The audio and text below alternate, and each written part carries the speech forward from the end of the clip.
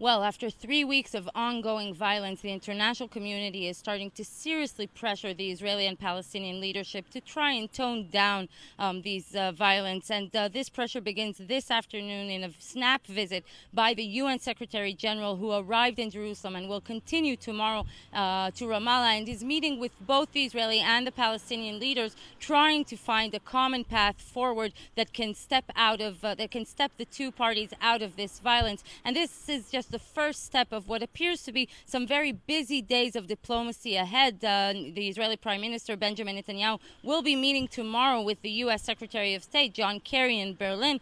Kerry himself will also be flying out to the region later on this week and will be meeting with Palestinian President Mahmoud Abbas and with the Jordanian King Abdallah. And at the same time, at the UN Security Council is also expected to start a debate on the situation, on the violent situation here in the Middle East between Israelis and Palestinians. And Israel is very concerned from any attempt to internationalize the conflict. As we heard the Israeli president tell the Secretary General in their meeting earlier today, Israel sees any move, any step to internationalize the conflict, for instance, in the UN Security Council or in the UNESCO Cultural Agency, as giving a prize to terror. And they appeal to him, please do not cooperate. Let's hear what he had to say.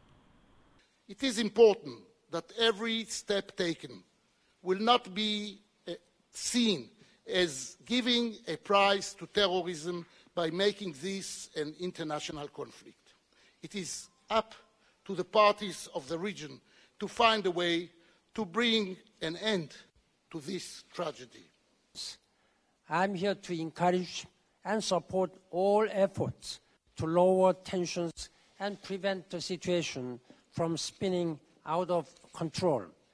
I want to express my condolences to the families and loved ones of all the victims of the hostilities and terrorist attacks. No society should have to live in fear. No society can afford to see its youth suffer in hopelessness.